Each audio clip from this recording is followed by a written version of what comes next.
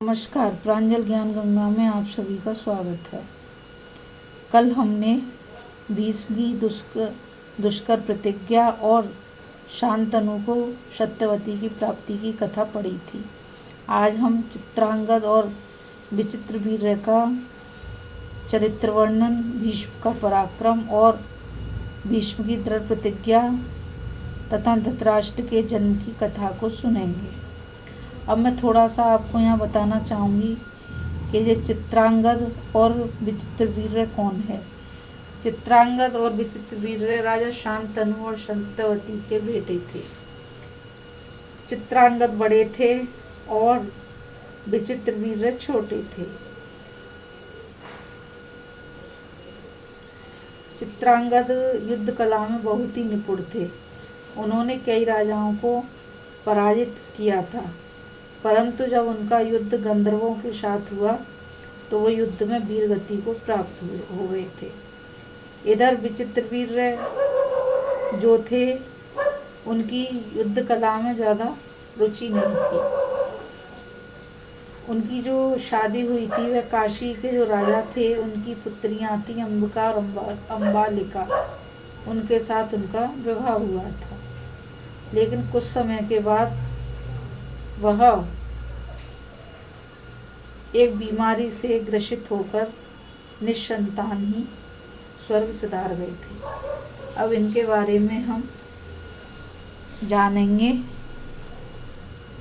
कि चित्रांगद और विचित्रवीर्य का चरित्र कैसा था।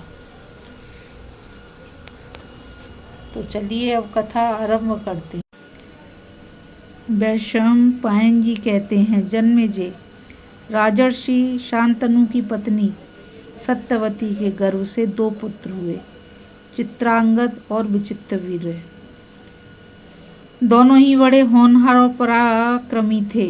अभी चित्रांगद ने युवावस्था में प्रवेश भी नहीं किया था कि राजर्षि शांतनु स्वर्गवासी हो गए। भीष्म जी ने सत्यवती की सम्मति से चित्रांगद को राजगद्दी पर बिठाया। उसने अपने पराक्रम से सभी राजाओं को पराजित किया। वह किसी भी मनुष्य को अपने समान नहीं समझता था।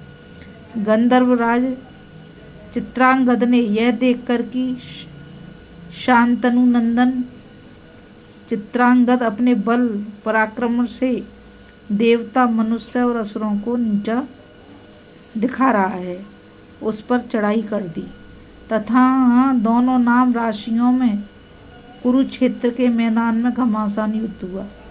सरस्वती नदी के तट पर 3 वर्ष तक लड़ाई चलती रही।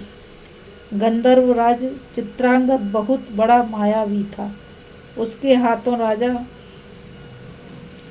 चित्रांगद की मृत्यु हो गई। देवव्रत भीष्म ने भाई की अंत्येष्टि क्रिया करने के पश्चात विचित्रवीर्य का राजगद्दी पर अभिषेक किया। विचित्रवीर्य भी अभी जवान नहीं हुए थे, बालक ही थे। वे भीष्म की आज्ञा अनुसार अपने पैतृक राज्य का शासन करने लगे। विचित्रवीर्य थे आज्ञाकारी और भीष्म रक्षक। जब भीष्म ने देखा कि मेरा भाई विचित्रवीर्य यौवन में प्रवेश कर चुका है, तब उन्होंने उसके विवाह का विचार किया। उन्हीं दिनों उन्हें यह समाचार मिला कि काशी नरेश की 3 कन्याओं को स्वयंवर हो रहा है। उन्होंने माता की सम्मति लेकर अकेले ही रथ पर सवार होकर काशी की यात्रा की।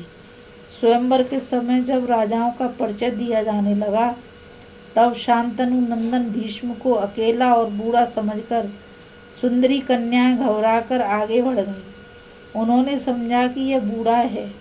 वहां बैठे हुए राजा लोग भी आपस में हंसी करते हुए कहने लगे कि भीष्म ने तो ब्रह्मचर्य की प्रतिज्ञा ले ली थी, अब बाल सफ़ेद होने और झुर्रियाँ पड़ने पर यह बूढ़ा लज्जा छोड़कर यहाँ क्यों आया है।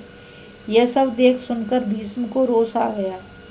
उन्होंने अपने भाई के लिए बलपूर्वक हरकर कन्याओं को रथ पर बिठाया और कहा कि क्षत्रिय स्वयंवर विवाह की प्रशंसा करते हैं और बड़े बड़े धर्मज्ञ मुनि भी, किंतु राजाओं में तुम लोगों के सामने कन्याओं का बलपूर्वक हरण कर रहा हूँ। तुम लोग अपनी पूरी शक्ति लगाकर मुझे जीत लो या हार कर भाग जाओ। मैं तुम लोगों के सामने युद्ध के लिए डटकर खड़ा हूँ। इस प्रकार समस्त राजाओं और काशी नरेश को ललकार कर वे कन्याओं को लेकर चल पड़े। भीष्म की इस बात से चिढ़कर सभी राजा ताल ठोकते और होठ चबाते हुए उन पर टूट पड़े। बड़ा रोमांचकारी युद्ध हुआ। सबने भीष्म पर एक साथ ही 10,000 बाण चलाए।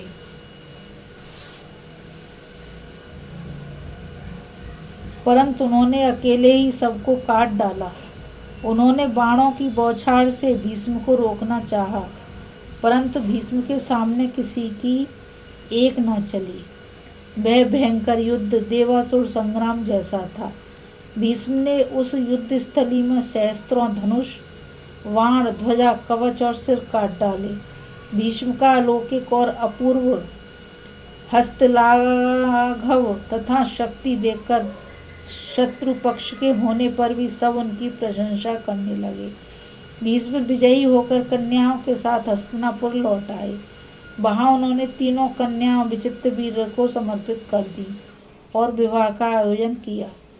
तब काशी नरेश की बड़ी कन्या अम्बा ने भीष्म से कहा, भीष्म, मैं पहले मन ही मन राजा शाल्व को पति मान चुकी हूँ। इससे मेरे पिता की भी सम्मति थी। मैं स्वयंवर में भी उन्हें ही चुनती। आप तो बड़े धर्मज्ञ हैं। मेरी यह बात जानकर आप धर्मानुसार आचरण करें। भीष्म ने ब्राह्मणों के साथ विचार करके अम्बा को उसके इच्छानुसार जाने की अनुमति दे दी और शेष 2 कन्याएं अम्बिका और अम्बालिका को विचित्रवीर्य के साथ ब्याह दिया। विवाह के बाद विचित्रवीर्य यौवन के उन्माद में उन्मत्त होकर कामाशक्त हो गया। उसकी दोनों पत्नियां भी प्रेम से सेवा करने लगीं। 7 वर्ष तक विषय सेवन करते रहने के कारण भरी जवानी में विचित्रवीर्य को क्षय हो गया और बहुत चिकित्सा करने पर भी वह चल बसा। इससे धर्मात्मा भीष्म के मन पर बड़ी ठेस लगी, परंतु उन्होंने धीरज धरकर ब्राह्मणों की सलाह से विचित्रवीर्य की उत्तर क्रिया संपन्न की। कुछ दिनों के बाद वंश रक्षा के विचार से सत्यवती ने भीष्म को बुलाकर कहा, बेटा भीष्म, अब धर्मपरायण पिता के पिंडदान, सुयश और वंश रक्षा का भार तुम पर ही है। मैं तुम पर पूरा पूरा विश्वास करके एक काम में नियुक्त करती हूँ। तुम उसे पूरा करो। देखो, तुम्हारा भाई विचित्रवीर्य इस लोक में कोई संतान छोड़े बिना ही परलोकवासी हो गया है। तुम काशी नरेश की पुत्र कामनी कन्याओं के द्वारा संतान उत्पन्न करके वंश की रक्षा करो। मेरी आज्ञा मानकर तुम्हें यह काम करना चाहिए। तुम स्वयं राज सिंहासन पर बैठो और प्रजा का पालन करो। केवल माता सत्यवती ने ही नहीं, सभी सगे संबंधियों ने भी ऐसी प्रेरणा की।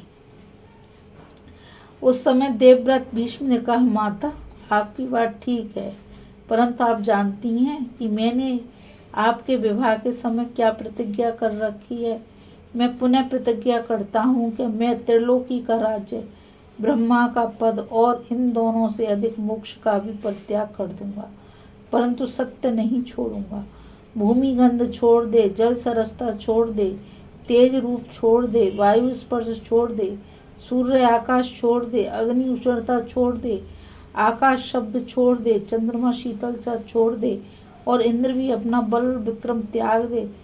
और तो क्या, स्वयं धर्मराज भले ही अपना धर्म छोड़ दें, परंतु मैं अपनी सत्य प्रतिज्ञा छोड़ने का संकल्प भी नहीं कर सकता। भीष्म की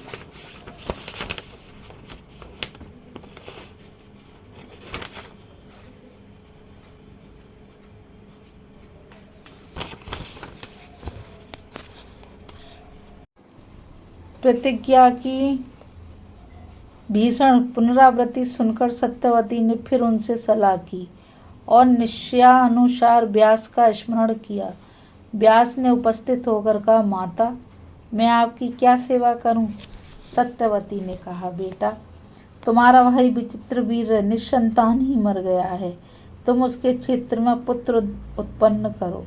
व्यास जी ने स्वीकार करके अम्बिका से धृतराष्ट्र और अम्बालिका से पांडु को उत्पन्न किया।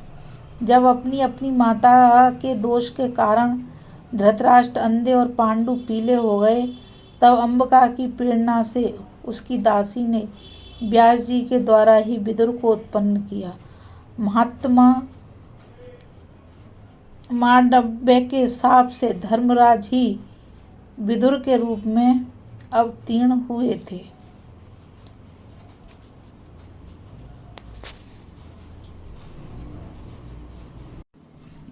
इस कथा में बस इतना ही।